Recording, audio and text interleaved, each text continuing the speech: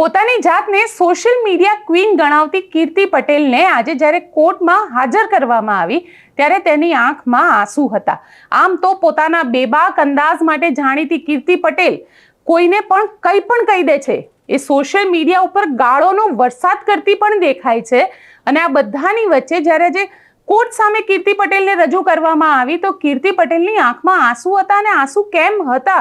પોલીસની કસ્ટડીમાં એક દિવસ રહ્યા બાદ એવું તો શું થયું કે કીર્તિ પટેલને આજે જ્યારે કોર્ટમાં રજૂ કરવામાં આવી ત્યારે તેની આંખમાં આંસુ હતા। તેની ચર્ચા કરીશું આ રિપોર્ટની અંદર, સાથે સાથે ચર્ચા કરીશું વિધાનસભાની, કારણ કે વિધાનસભામાં PMGAY યોજનાને લઈને ઘણા બધા ખુલાસા કરવામાં આવ્યા છે। ખ્યાતિકાંડની પણ ચર્ચા કરવામાં આવી અને સાથે સાથે ચર્ચા કરવામાં આવી આદિવાસીઓના જે બજેટ ફાળવવામાં આવે છે આદિવાસી વિસ્તારની, તેની પણ ચર્ચા કરવામાં આવી। વંદે માતરમ ગીતને લઈને જિગ્નેશ મેવાણીએ શું કહ્યું, કેમ ત્યાં આગળ એપ્સ્ટીન ફાઇલ વિશે ચર્ચા કરવાની માંગ કરવામાં આવી જિગ્નેશ મેવાણી દ્વારા, તેની પણ ચર્ચા કરીશું અને સાથે ચર્ચા કરીશું રાજકોટના જંગલેશ્વર વિસ્તારની, કારણ કે રાજકોટના જંગલેશ્વર વિસ્તારમાં આજે મેગા ડિમોલ્યુશન કરવામાં આવ્યું।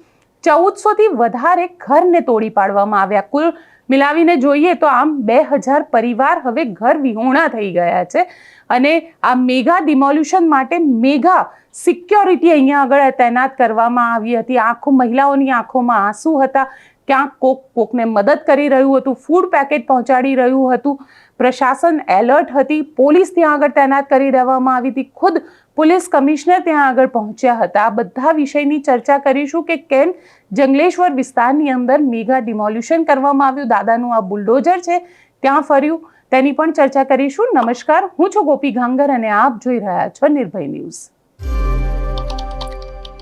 સોશિયલ મીડિયામાં કીર્તિ પટેલને ગાળો બોલતા ઘણા બધા ગુજરાતીઓ હશે જેણે જોયા હશે અને કીર્તિ પટેલ પોતાની આ ગાળો અને બેબાક અંદાજ માટે જ જાણીતા છે। કીર્તિ પટેલ ક્યાંય પણ કંઈ પણ કરી શકે છે, કારણ કે કીર્તિ પટેલ ઉપર એક બે નહીં પણ ઘણા બધા કેસ રજીસ્ટર થયા છે અને આ ઘણા બધા કેસની અંદર ક્યાંક કીર્તિ પટેલનો ખંડણી માંગવાનો કેસ હોય કે પછી મૃગીકુંડની અંદર સ્નાન કરવા માટે જે રીતે તે સનાતનનો ઉપયોગ કર્યો, તેમને કે સનાતની હિન્દુ છું એટલા માટે ત્યાં આગળ ગઈ હતી, તેમ કરીને જે ધાર્મિક ભાવનાઓ છે તેને પણ ઠેસ પહોંચાડવાનો પ્રયત્ન કર્યો અને સાથે સાથે કીર્તિ પટેલે લોકોને ધમકી આપી, જેના કારણે લોકોએ આત્મહત્યા કરવા સુધીની વાત કરી નાખી અને આ બધાના જ કારણે કીર્તિ પટેલ ઉપર ફરીથી FIR રજીસ્ટર થઈ। સુરતના કેસમાં તો અત્યારે કીર્તિ પટેલ જે છે એ જામીન ઉપર છૂટેલા છે, પરંતુ જૂનાગઢની વાત કરવામાં આવે તો જૂનાગઢની અંદર કીર્તિ પટેલ ઉપર અલગ અલગ 3 FIR રજીસ્ટર કરવામાં આવી છે અને જો કીર્તિ પટેલની વાત કરવામાં આવે તો સોશિયલ મીડિયા પર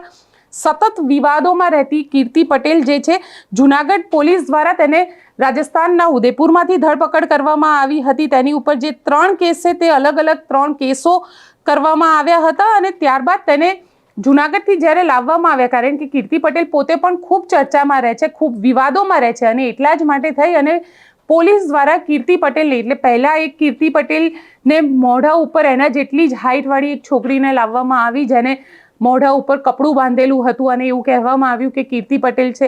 જ્યારે મીડિયા ત્યાં ડાયવર્ટ થઈ ગયું તો પછી કીર્તિ પટેલને લાવવામાં આવ્યું, એટલે પોલીસ પણ અહીંયા આગળ ક્યાંક ડબલ રોલ કરી અને કીર્તિ પટેલને મીડિયાથી છુપાવવાનો પ્રયત્ન કરતા દેખાયા હતા, પરંતુ અંતે મીડિયા કર્મીઓએ પકડી લીધું હતું કે આ કીર્તિ પટેલ નથી અને કીર્તિ પટેલ જ્યારે અસલિયતમાં પોલીસ સ્ટેશનમાં આવ્યા ત્યારે કીર્તિ પટેલનો એક રૂઆબ અલગ હતો। પરંતુ આજે જ્યારે જૂનાગઢની કોર્ટની અંદર કીર્તિ પટેલને રજૂ કરવામાં આવ્યા, કારણ કે હજી એક જ દિવસ થયો છે, પોલીસે રિમાન્ડ લીધા હતા, જૂનાગઢ પોલીસના રિમાન્ડ હતા।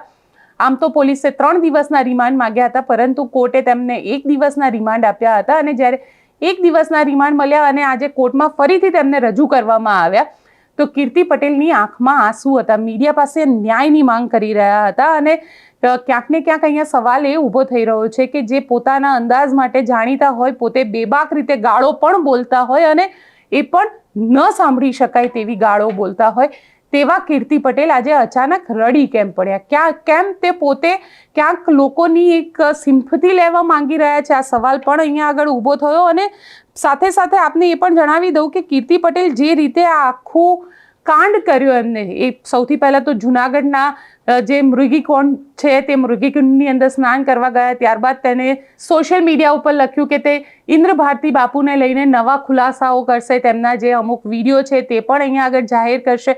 ત્યારબાદ એક યુટ્યુબરનો મામલો પણ સામે આવ્યો અને આ યુટ્યુબરનો જે મામલો હતો તે મામલાની અંદર કીર્તિ પટેલને હની ટ્રેપમાં ફસાવવાનો જેવો આરોપ લાગ્યો. તેની ઉપર 20 લાખ રૂપિયાની ખંડણી કરવાનો આરોપ લગાવવામાં આવ્યો અને જાનથી મારી નાખવાનો આ કેસ કરવામાં આવ્યો. આ જ કેસની અંદર યુવકે ફિનાઇલ પી લીધું હતું, તેને આત્મહત્યાનો પ્રયાસ કર્યો હતો. પોલીસ હાલ કીર્તિ પટેલ જે છે તેને પકડી લીધી છે ને આ જ કેસની અંદર પોલીસે તેને ત્યાં આગળ કોર્ટની અંદર રજૂ કરી હતી. તે દરમિયાન રિમાન્ડ પણ લીધા હતા. હવે સવાલ અહીંયા આગળ એ ઊભો થઈ રહ્યો છે, અહીંયા આગળ શાંત અટકશે કે શાંત રહેશે ખરા? કારણ કે કીર્તિ પટેલના અત્યાર સુધી જેટલા પણ વિવાદો થયા છે આ દરેક વિવાદોમાં કીર્તિ પટેલ હંમેશા પોતાનું માર્કેટિંગ શોધી નાખે છે. કીર્તિ પટેલ હંમેશા આ વિવાદોથી પોતાની જાતને સતત ચર્ચામાં રાખે છે અને કીર્તિ પટેલ વિવાદો પણ એટલા જ માટે કરે છે કારણ કે જો વિવાદો કરશે તો જ ચર્ચામાં રહેશે. અને કીર્તિ પટેલની આજે કહી શકાય ને કે સસ્તી પ્રસિદ્ધિ જે છે તે કીર્તિ પટેલ ક્યાંક ને ક્યાંક સોશિયલ મીડિયાના માધ્યમ હોય, ગાળો બોલવાની હોય, કોઈની પણ સાથે એને ધમકી આપવાની હોય, ડરાવવાનું હોય, આ બધું જ કામ જે છે એ કીર્તિ પટેલ પોતાની એક આમ કહી શકાય કે સસ્તી પ્રસિદ્ધિ માટે કરતા હોય તેવું લાગે છે. પણ અહીંયા સવાલ એ ઊભો થઈ રહ્યો છે કે આ પ્રકારની સસ્તી પ્રસિદ્ધિથી કીર્તિ પટેલને શું મળશે? કારણ કે આજે જ્યારે આંખમાં આંસુ છે તો કીર્તિ પટેલને કદાચ એ વાતનો અહેસાસ પણ થઈ ગયો હશે કે પોલીસની કસ્ટડી કેટલી મુશ્કેલ હોય છે અને જ્યારે પોલીસની કસ્ટડીમાં માણસ હોય છે ત્યારે તેની સાથે જે સવાલ જવાબ પૂછવામાં આવે છે સામાન્ય આરોપી જેવા નથી હોતા. એટલે કીર્તિ પટેલ ક્યાંક ને ક્યાંક આમ તો કહી શકાય કે રીઢા ગુનેગારની અંદર જે કેટેગરી આવતી હોય તેની અંદર આવે. કારણ કે સુરતમાં તે પોતે જ પણ જેલમાં હતા, તેમના ઉપર કેસ થયેલા હતા, જામીન ઉપર હતા, જુનાગઢ પહોંચ્યા, જુનાગઢમાં કેસ થયા, જુનાગઢમાં હવે ત્યાં આગળ કોર્ટમાં રજૂ કરવામાં આવ્યા. એટલે કીર્તિ પટેલ સસ્તી પ્રસિદ્ધિના રસ્તે ન જવું જોઈએ. આજે મીડિયા સામે જ્યારે આંખમાં આંસુ હતા તો ચોક્કસથી એટલું કહીશ કે આ આંસુ પણ એટલા માટે જ હશે કે કદાચ કીર્તિ પટેલને એવું હશે કે આ આંસુથી એમની એક પ્રસિદ્ધિ થશે અને લોકોને એવું લાગશે કે અરે કીર્તિ પટેલ રડી પડ્યા. એટલે કીર્તિ પટેલ માટે એક સિમ્પથી ગેઇન થશે, સંવેદના ઊભી થશે અને એને એનો બેનિફિટ મળશે. પરંતુ એવું નથી હોતું. જે રીતે કીર્તિ પટેલ અને એમનું વ્યક્તિત્વ જે છે, સોશિયલ મીડિયામાં જે લોકો એને જોવે છે એ લોકો ખૂબ સારી રીતે જાણે છે કે કીર્તિ પટેલ આ પ્રકારના નાટકો કરવામાં માહિર છે.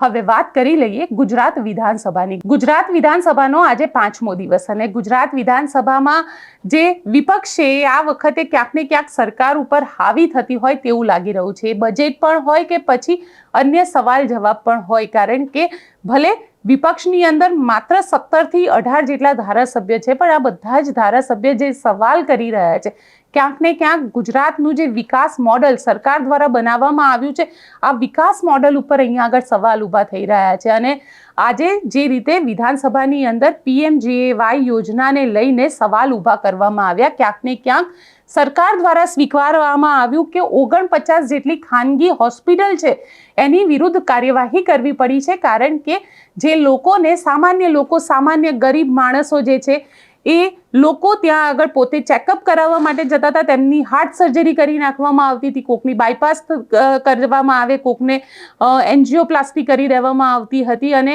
કોકને સ્ટેન્ડ મૂકી દેવામાં આવતા હતા. એટલે ક્યાંક પોતાના ફાયદા માટે સામાન્ય ગરીબ લોકોના સ્વાસ્થ્ય સાથે ચેડા કરવાની વાત કરવામાં આવતી હતી અને જેના થકી મોટા પ્રમાણની અંદર જે સરકારી ફંડ છે તે લેવામાં આવતું હતું. એટલે પ્રાઇવેટ હોસ્પિટલની અંદર જે રીતે PMJAY યોજનામાં સરકારી હોસ્પિટલે ફાયદો લીધો હતો અને તેનું એક જીવતું જાગતું ઉદાહરણ જો જોવામાં આવે તો ખ્યાતિકાંડ હતો. કારણ કે ખ્યાતિ હોસ્પિટલ જે છે તેણે આ જ રીતે ઘણા બધા લોકોના જીવ લઈ લીધા. કારણ કે તેને જરૂરી નહોતી સર્જરીની અને ત્યાં આગળ સર્જરી કરી દીધી. ઘણા બધા લોકો પરમનન્ટ હવે દવા ખાતા થઈ ગયા કેમ કે પોતાના સ્વાર્થ માટે થઈને તેમની સર્જરી કરવામાં આવી અને તેના થકી ઘણા બધા લોકોના મૃત્યુ પણ થયા. હવે આ જ યોજનાને લઈને આજે જ્યારે વિધાનસભામાં સવાલ પૂછવામાં આવ્યો હતો તે સવાલના જવાબમાં શું કહ્યું ત્યાં આગળ નેતા જે હાજર હતા ગોપાલ ઇટાલિયાએ તેમના દ્વારા, કારણ કે સરપંચને લઈને પણ સવાલ પૂછવામાં આવ્યો હતો, કેટલા ગામમાં સરપંચ નથી તેવો પણ આ સવાલ હતો. એટલે પહેલા ગોપાલ ઇટાલિયાને સાંભળી લઈએ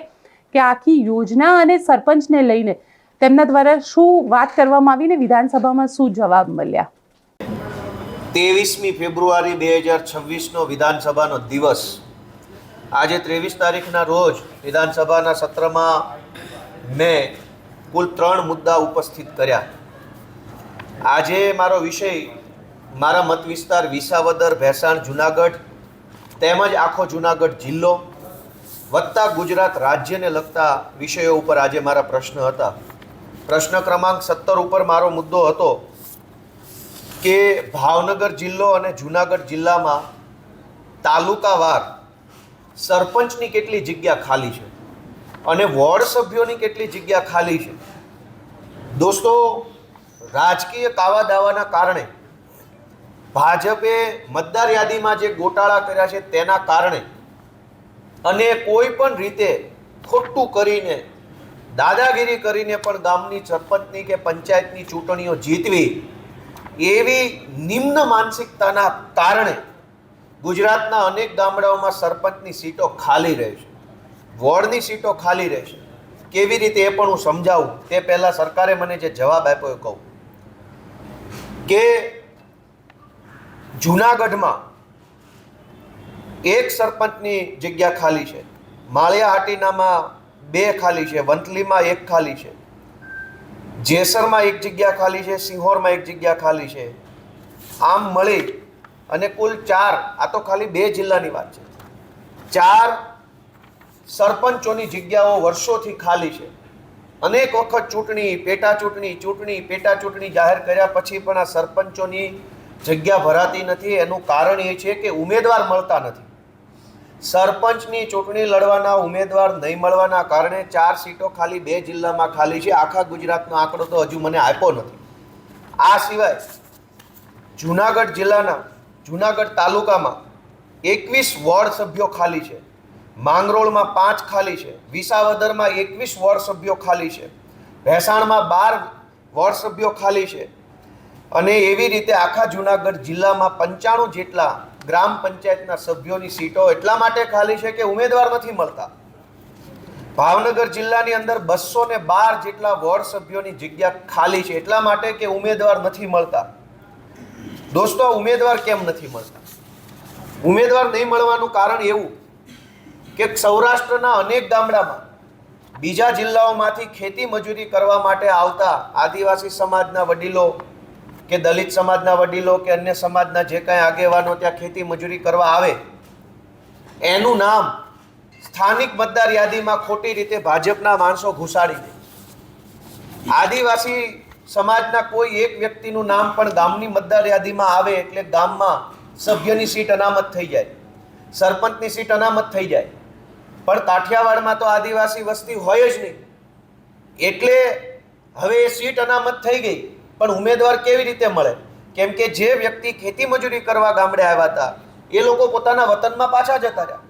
જે લોકો સરકારી નોકરી કરવા સૌરાષ્ટ્રમાં આવ્યા હતા એ લોકો પોતાના વતનમાં પાછા જતા રહ્યા અને એના કારણે સીટ અનામત છે. પણ એવી કેટેગરીનો ઉમેદવાર અનેક ગામડાઓમાં આખા ગુજરાતમાં પરિસ્થિતિ છે. કેટલાક ગામમાં ઓબીસી ઉમેદવાર નથી મળતા, કેટલાક ગામમાં એસસી ઉમેદવાર નથી મળતા, કેટલાક ગામમાં એસટી ઉમેદવાર નથી મળતા. એટલા માટે કે એ ગામમાં એસસી, એસટી, ઓબીસીની કોઈ સંખ્યા હોતી જ નથી અને નહીં હોવાના કારણે એ ઉમેદવાર નથી મળતા. એટલે વારંવાર જાહેરનામું બહાર પાડે, વારંવાર ચૂંટણી બહાર પાડે, તેમ છતાંય સરપંચમાં અને સભ્યમાં ફોર્મ નથી ભરાતા. આ ઘટના એટલે બને છે કે ભાજપવાળાએ મતદાર યાદીમાં ઘાલમેલ કરી છે અને એમના પાપે ગામમાં અત્યારે સરપંચો નથી. અને મારે બહુ દુઃખ સાથે સરકારે આંકડો આપ્યો છે કે ભાવનગર જિલ્લામાં 212, જુનાગઢ જિલ્લામાં 95, એમ મળીને 300 જેટલા સભ્યો અને સરપંચો ખાલી 2 જિલ્લામાં ચૂંટાયા વગરની જગ્યા ખાલી વર્ષોથી પડી છે. હવે સભ્ય ન હોય, સરપંચ ન હોય તો સરકારી જે ગ્રાન્ટ આવે એ ગ્રાન્ટને કેવી રીતે લોકોના વિકાસના કામમાં લેવી? મુખ્ય વ્યક્તિ જ હાજર નથી. તો આવા પ્રકારની દાદાગીરીને ખુલ્લી પાડવાનો પ્રયત્ન આજે મેં વિધાનસભાથી કર્યો. ખ્યાતિકાંડ મુદ્દે જ્યારે સવાલ પૂછવામાં આવ્યો તો સરકાર દ્વારા એવું કહેવામાં આવ્યું કે આ આખા મામલે નવી એસઓપી લાવવામાં આવી છે તાકી કોઈ સામાન્ય માણસને કેમ્પ થકી હોસ્પિટલમાં લઈ જઈને તેની સર્જરી ન કરી શકાય. એટલે સરકાર ક્યાંક ને ક્યાંક આખા મામલે ખ્યાતિકાંડ મામલે અહીંયા બેકફૂટ પર આવી હોય તેવું લાગી રહ્યું છે. સાથે સાથે જિગ્નેશ મેવાણીની પણ વાત કરીએ, કારણ કે જિગ્નેશ મેવાણી આજે વિધાનસભાની અંદર વંદે માતરમને લઈને ચર્ચા કરવામાં આવી અને જિગ્નેશ મેવાણીએ આખા મામલે એપ્સ્ટીન ફાઇલ્સને લઈને વિધાનસભામાં ચર્ચા થવી જોઈએ તે વિષયની ઉપર ચર્ચા કરી. જિગ્નેશ મેવાણી, આપને યાદ તો હશે, એપ્સ્ટીન ફાઇલ્સ જે છે તેને લઈને ઘણા બધા આરોપ લાગી રહ્યા છે. અલગ અલગ દેશના અલગ અલગ નેતાઓ, બિઝનેસમેન, આ લોકો ઉપર આરોપ લાગી રહ્યા છે કે નાની જે સગીરાઓ છે તેમની સાથે ક્યાંક ને ક્યાંક જે કુકર્મ કરવું કે તેમની સાથે બલાત્કાર કરવો તે પ્રકારના આરોપો લાગી રહ્યા છે. તેના ઘણા બધા પીડિતો પણ સામે આવ્યા છે અમેરિકાની અંદર અને ઘણા બધા લોકોને આ મામલામાં સજા પણ થયેલી છે. અને તેવામાં હવે જિગ્નેશ મેવાણી એવું કહી રહ્યા છે કે એપ્સ્ટીન ફાઇલને લઈને વિધાનસભાની અંદર ચર્ચા પણ થવી જોઈએ. જિગ્નેશ મેવાણીને સાંભળીએ. જે લોકોનો દેશની આઝાદીની ચળવળમાં કોઈ ફાળો નથી, જે લોકો અંગ્રેજોની ચરણ વંદના કરતા હતા, જે આરએસએસના લોકોએ સ્વતંત્રતાના આંદોલન સાથે ગદ્દારી કરી, જે લોકોએ અંગ્રેજોના માફીનામા લખ્યા, જે લોકોએ 52 વર્ષ સુધી તિરંગો નથી લહેરાયો અને કોઈ દિવસ જનગણમન નથી ગાયું, એવા સંઘ પરિવારમાંથી જન્મેલી ભારતીય જનતા પાર્ટી આજે ગુજરાતની વિધાનસભામાં રાષ્ટ્રભક્તિનો ચોલો ઓઢીને વંદે માતરમનો સંકલ્પ લઈને આવી છે. વંદે માતરમ ઉપર તો સૌથી પહેલો અધિકાર આ દેશની સામાન્ય જનતાનો અને કોંગ્રેસ પાર્ટીનો એટલા માટે છે કે કોંગ્રેસ પાર્ટીએ આ દેશમાં અંગ્રેજોની સામે સ્વતંત્રતાના આંદોલનનો પાયો નાખ્યો. કોંગ્રેસ પાર્ટીના સિપાહીઓ હજારોની તાદાદમાં ઇન્કલાબ જિંદાબાદ અને વંદે માતરમના નારા સાથે અંગ્રેજોના દંડા ખાધા, અંગ્રેજોની ગોળીઓ ખાધી અને સ્વાધીનતાના સંગ્રામમાં વર્ષો સુધી જેલની યાતનાઓ ભોગવી. 23 વર્ષની ઉંમરે શહીદ આઝમ ભગતસિંહ, સુખદેવ, રાજગુરુ આ બધા જ ક્રાંતિકારીઓ બલિદાન આપ્યા. આ દેશ છે, આ માટી છે, ધરતી છે, જે અમદાવાદ શહેરની કોમી એકતા માટે વસંત અને રજબ એ વંદે માતરમનો નારો બોલીને શહીદ થયા. આ એ દેશ છે જે રામપ્રસાદ બિસ્મિલ અને અશફાકુલ્લા ખાનની જોડીએ, હિન્દુ મુસ્લિમ એકતાની પ્રતીકની જોડીએ વંદે માતરમનો નારો ગાતા ગાતા આપણા દેશ માટે બલિદાન આપ્યા. આરએસએસ તો આ દેશના સ્વતંત્રતાના આંદોલનનો ગદ્દારીનો ઇતિહાસ છે. એમને ક્યાંથી વંદે માતરમના નારા માટે પ્રેમ થઈ ગયો? હું ભારતીય જનતા પાર્ટી આરએસએસ બંનેને કહેવા માંગુ છું કે આ વિધાનસભાનું સત્ર પૂરું થાય ત્યાં સુધી એવા 11 આરએસએસના લોકોનું નામ જાહેર કરો જે વંદે માતરમ બોલતા બોલતા દેશની આઝાદીની ચળવળમાં ખપી ગયા હોય. એવા 11 લોકોનું નામ જાહેર કરો જે સ્વતંત્રતાના આંદોલનમાં લાંબો સમય સુધી જેલોની યાત્રા ભોગવી હોય, અંગ્રેજોની ચરણ વંદના કરી અને હવે દેશમાં સાચા જે પ્રાણ પ્રશ્નો છે એની વાત કરવાના બદલે આજે વંદે માતરમની વાત કરી રહ્યા છે. એમના મોઢે સુખતી નથી. આજે મેં હાઉસમાં કીધું કે વંદે માતરમ બોલવાનો દરેક નાગરિકનો અધિકાર છે. બધા બોલી રહ્યા છે, બધાએ બોલવું જોઈએ. પણ સવાલ એ થઈ રહ્યો છે કે જે લોકોના નામ બળાત્કારની મેટરોમાં આવેલા હોય એવા લોકોએ વંદે માતરમનો નારો બોલવો જોઈએ. જે લોકોએ બિલ્કિસ બાનુના બળાત્કારીઓને જેલમાંથી છોડી સ્વાગત સન્માન કરી, ઢોલ નગારા વગાડી, અબીર ગુલાલ ઉડાડી એમનું સ્વાગત સન્માન કર્યું, એવા લોકોના મોઢે વંદે માતરમનો નારો શોભતો નથી. એવા લોકોના મોઢે પણ વંદે માતરમનો નારો શોભતો નથી જેમના નામ એક ગુજરાતી મહિલાની જાસૂસીમાં સપડાયેલા હોય. અને મેં આજે હાઉસમાં કીધું એવા લોકોના મોઢે પણ વંદે માતરમનો નારો શોભતો નથી જેમના નામ એપ્સ્ટીનની ફાઇલ્સમાં આવેલા હોય.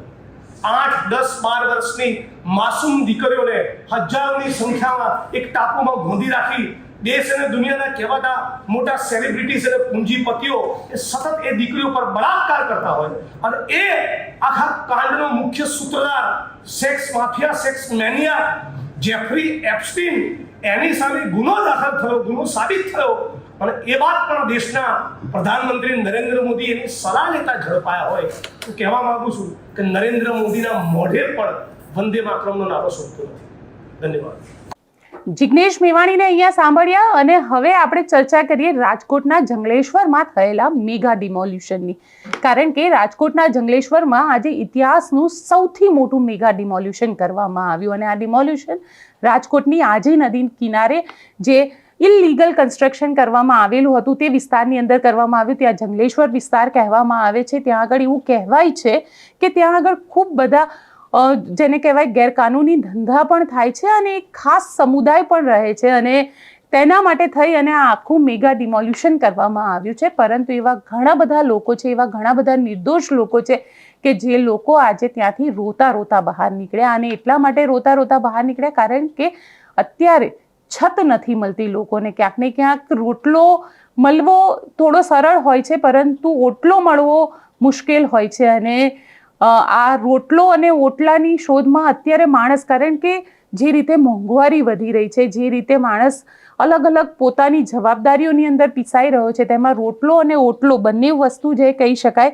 એ અત્યારે એટલી મોંઘી થઈ ગઈ છે કે એટલી જેને કહી શકાય કે લોકોની પહોંચની, સામાન્ય લોકો, ગરીબ લોકોની પહોંચની બહાર પહોંચી ગઈ છે કે આ વિસ્તારના મેગા ડિમોલ્યુશનમાં જે મહિલાઓ છે ચોધાર આંસુએ રડી રહી છે કારણ કે તેમના માથેથી છત જતી રહી છે.